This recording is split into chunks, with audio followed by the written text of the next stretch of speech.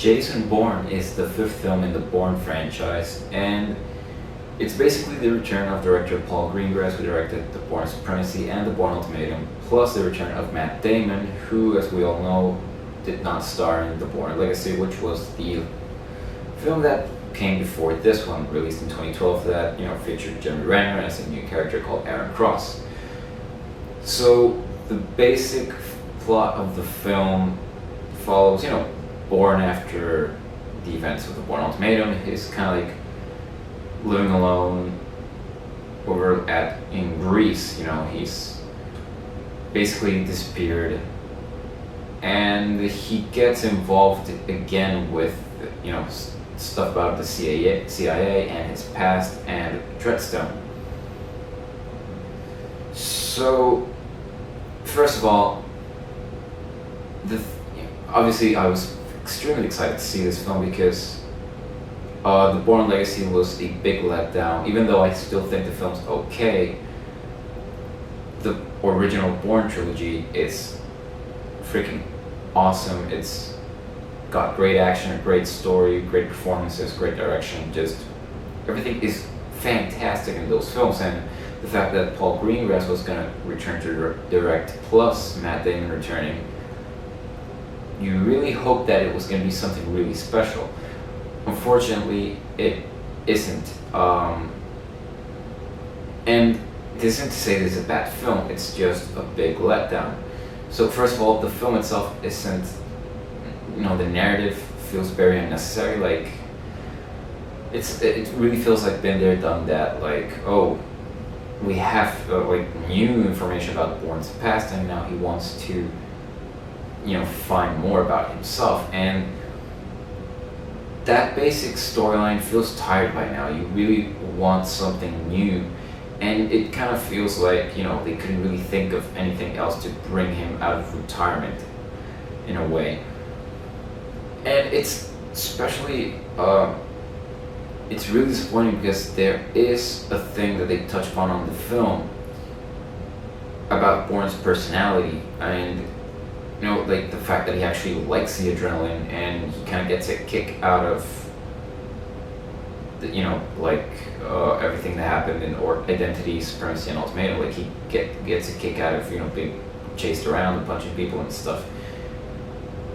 And that thing isn't really, that whole aspect of Bourne as a character isn't really explored that much. They kind of mention it a couple times, and that's it. And it really would have been, I think, a better storyline to just kind of have him realize like, dude, I miss getting in, doing this, and kind of having sort of like a mental battle with himself.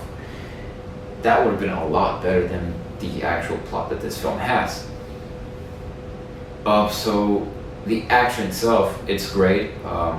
There is a little bit more shaky cam this time though. Like, I think really in the Bourne Ultimatum, it really was absolutely perfect, the amount of shaky cam that they used. But here it is used a little bit more, and it doesn't really, it's not bad shaky cam. It's just that you would have wanted it not to go as far as it did at times. But yeah, the action is great. There's some great chase sequences and fight sequences. The performances themselves are also really good. Matt Damon is great as Bourne. Tommy Lee Jones and Alicia Vikander, they are fantastic as well. But yeah, it's really a thing that you really just want the film to kind of be different, and it definitely feels like a Bourne film. But it is the biggest downfall of this film, is that it doesn't do anything new for the Bourne series. And they actually they do try, add a little bit of a social commentary kind of thing, where they have this kind of subplot kind of thing, where there's a social media platform that's launching, and the CIA kind of wants to use that as the backdoor to get user information so they can keep track on everybody. And obviously the big argument of is that good or is that bad, but it never feels like it fits into the film. Like it for me it didn't like really slow the film down. Like it's a little bit, it's kind of interesting. It's just like it doesn't fit with the film itself. Like you're like, well, that would have been interesting for another film, not Jason Bourne. And it definitely feels like they just kind of wanted to be relevant a little bit. But yeah, I would have kind of taken that out and obviously focused more on Jason Bourne's character, because I didn't really feel like there was any growth for the character. Like I just feel like he's just the same as when the film started. Like nothing's really changed. So yeah, I hope that if they do another one, they actually think of a really good story in delving more into that part of Bourne. And yeah, and maybe even like just do the crossover already, like the Aaron Cross and Jason Bourne crossover. That would be a little bit interesting. But yeah, this was a big letdown. It still is a very entertaining film to watch. It has good performances, good action sequences. It's just the storyline itself, it's just a very unnecessary film. And